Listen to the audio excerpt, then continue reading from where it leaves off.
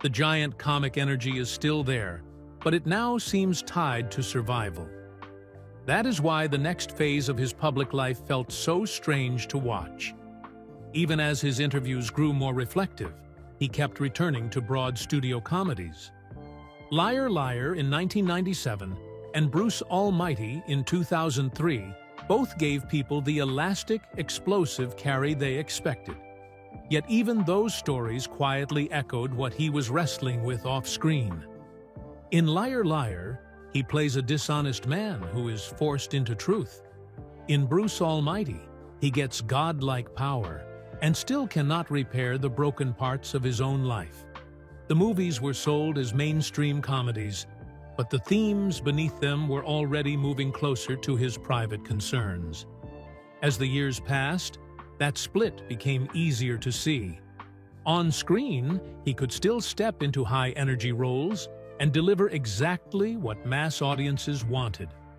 Off-screen, he was drifting toward something else. He started talking more about meditation, consciousness, identity, and the illusion of success.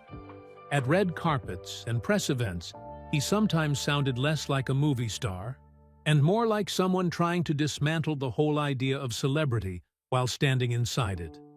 He dismissed the circus around fame. He said Jim Carrey was just a character.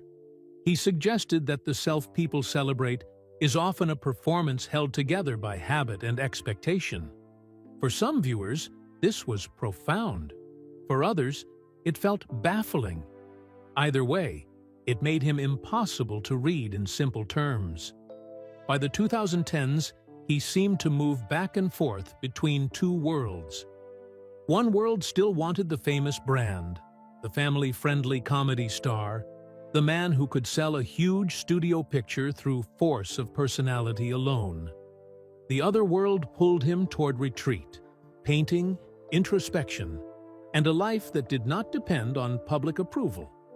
He began speaking about art with a kind of relief, as if the canvas gave him something film no longer could. Painting offered total creative control. No studio notes, no corporate machinery, no need to turn pain into a marketable smile. That retreat from Hollywood eventually became direct enough that people started wondering if he was done for good. In March 2022, while promoting Sonic the Hedgehog 2, he told Access Hollywood he was probably retiring and said he was fairly serious about it. He talked about loving his quiet life, loving paint on canvas, and feeling that he had enough and had done enough. It was not framed like a dramatic farewell. It sounded more like a man who had stepped far enough away to realize he no longer needed the machine that had once defined him. He even said he would only consider returning if something truly meaningful arrived. The kind of script that felt rare enough to deserve breaking his peace. That line mattered because it changed the way people heard every later interview. Once an actor says he might be finished, every small comment becomes loaded. A joke becomes a clue. A pause becomes a hint. A vague maybe becomes a possible comeback. Carrey later softened the retirement talk, especially in 2024, describing it more like power resting between projects than a permanent exit. Still, the core message stayed the same. He would choose carefully. He did not need to come back. Any return had to earn its place. That is exactly why talk of the mask keeps pulling so much attention. Out of all his old roles, Stanley Ipkiss may be the one most tied to the public memory of Jim Carrey at full force. The film came out in July 1994 and turned him into a global cartoon icon. So, when he said in late 2024 that he might be open to a Mask sequel if the idea was right, the internet reacted instantly. The condition mattered. He did not say yes. He did not promise anything. He made it clear that the concept and script had to justify the return. Still, for audiences raised on that film, even a cautious opening was enough to spark a wave of sequel talk. That talk grew louder during the late 2024 and 2025 press tour, For Sonic the Hedgehog 3, nearly every stop seemed to circle back to the same question: would he wear the mask again? The timing made the speculation even easier to sell. Sonic 3 was arriving in December 2024. The culture was already deep into nostalgia. Legacy sequels were everywhere. It had been about 30 years since The Mask first hit theaters. All the pieces were there for entertainment outlets to turn a few careful comments into a running saga. What made it work so well was Carrey's way of answering.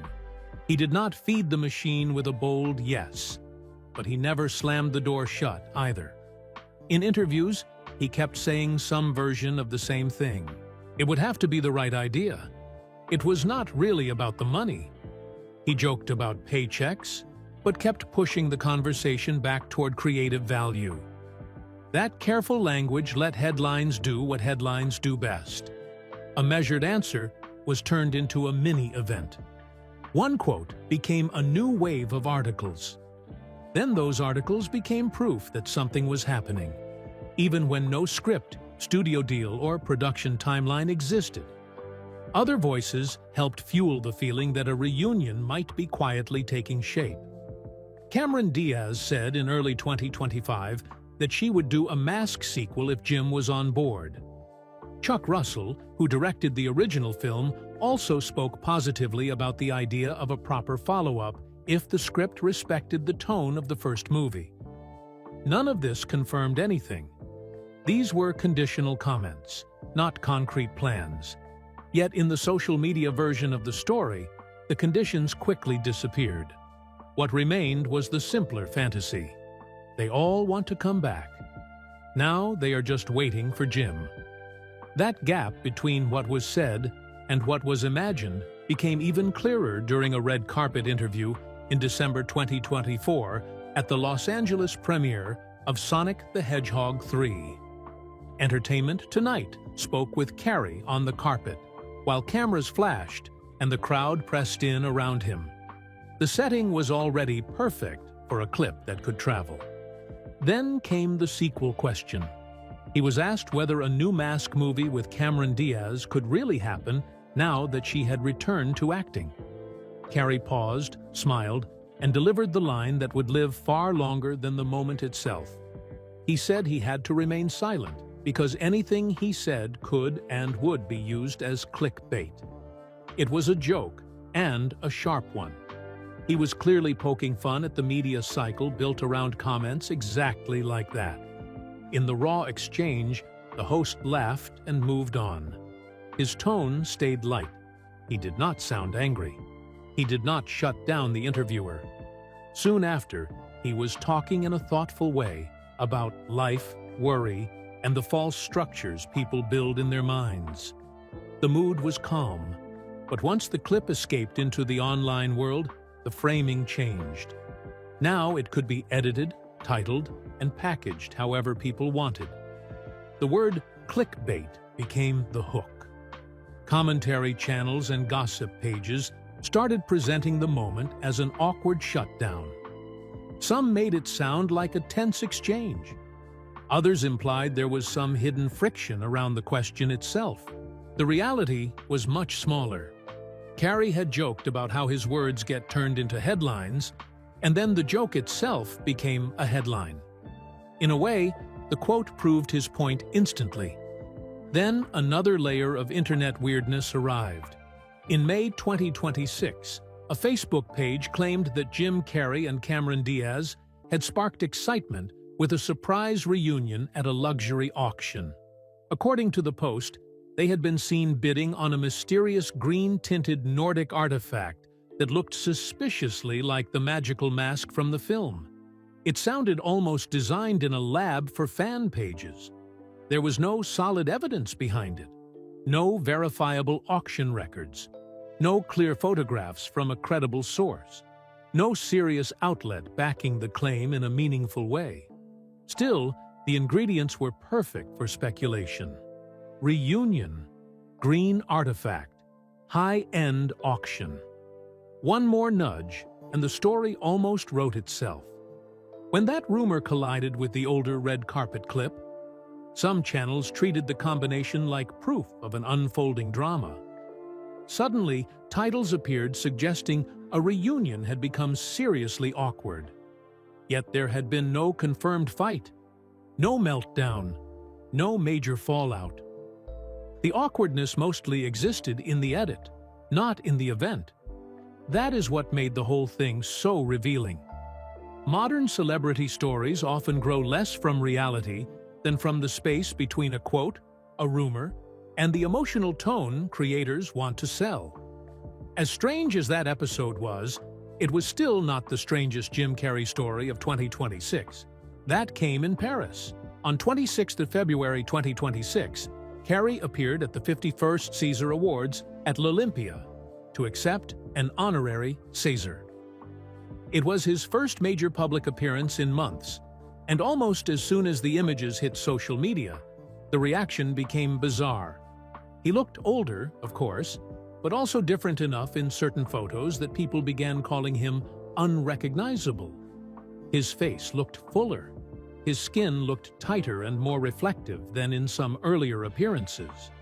Within hours, social media users were posting side-by-side images and asking whether this was even the real Jim Carrey. That question, absurd as it sounds, exploded fast. Some people claimed the real Carrey had disappeared years earlier. Others insisted the man at the ceremony was a clone or an imposter. Screenshots were dissected for eye color, jawline, skin texture, and teeth.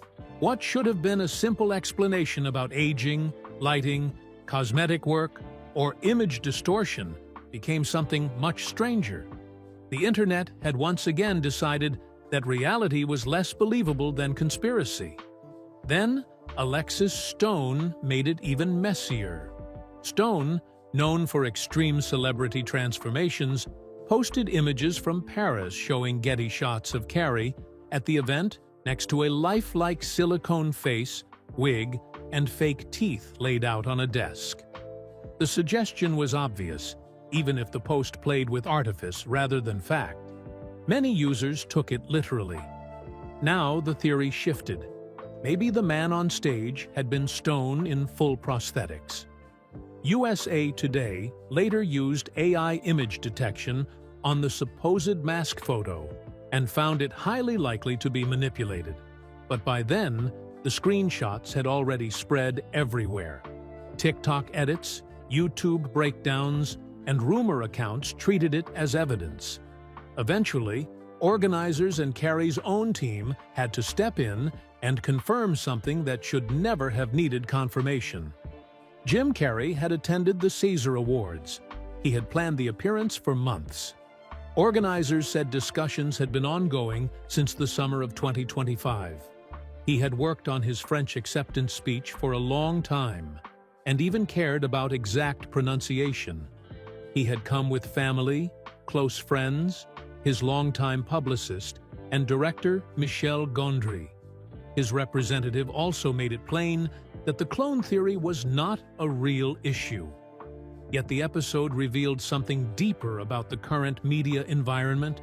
People no longer just wonder whether a celebrity photo has been edited.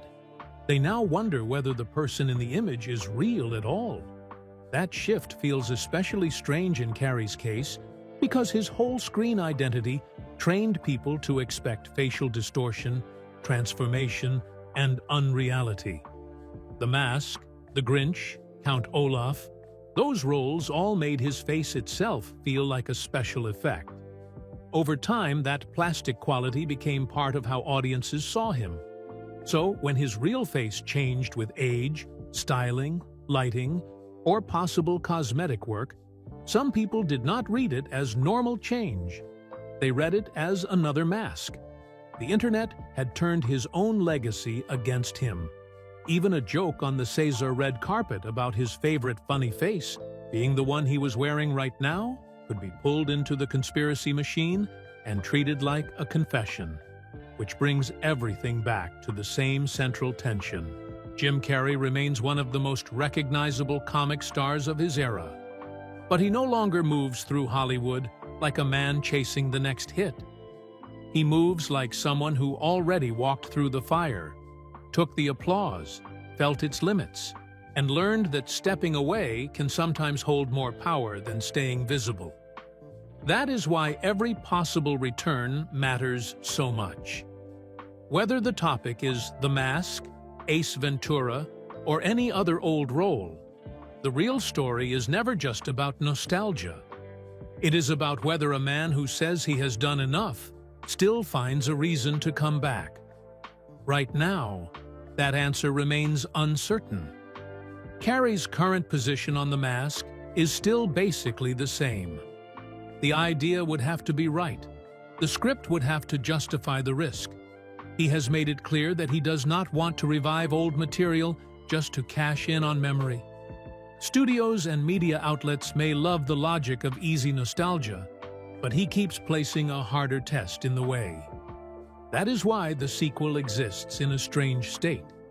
It feels close enough to imagine, but not close enough to trust.